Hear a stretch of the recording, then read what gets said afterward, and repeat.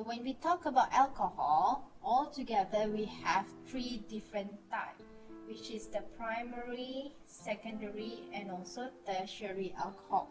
How are we going to write it is primary, secondary, and tertiary. You just have to put that degree there. Okay, so how are you going to differentiate between a primary, secondary, and tertiary alcohol is by looking at the substituent. So for example here, for carbon, you need to see your carbon, you need to find the prominent carbon, the carbon that holds your functional group. You just need to look at that carbon. So for one carbon, it should be bonded to 4 different things, or if it's less than that, it means that it will have double bond or triple bond. So in here, if you have just OH and then H and then R, so you only have one substituent. So that is what we consider as the primary alcohol. Same for secondary alcohol, only that this time around it have 2 substituents. And for tertiary alcohol, all of it should be the substituent.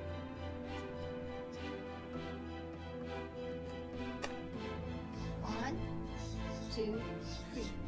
So why is it important for you to know what is the primary, secondary, and also tertiary alcohol?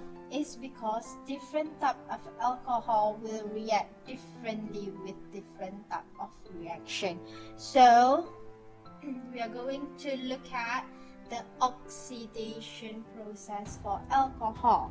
So oxidation process of alcohol, if it's a primary alcohol, so it can go and do a lot of reaction. So first and foremost, if you have the primary alcohol,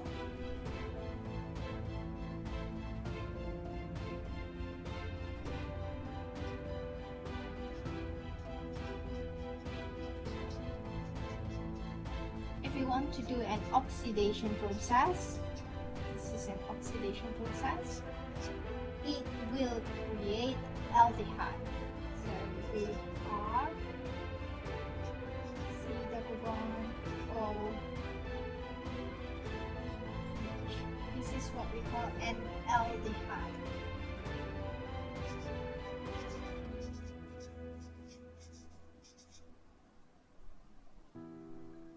So for aldehyde, the ending will be like propanol. Okay, this one, al at the end. Instead of the alcohol, it should be all, but this one changed to al. So and then for primary alcohol, this aldehyde can be further oxidized and be turned into carboxylic acid. Double one OH R. So this is the functional group. So carboxylic.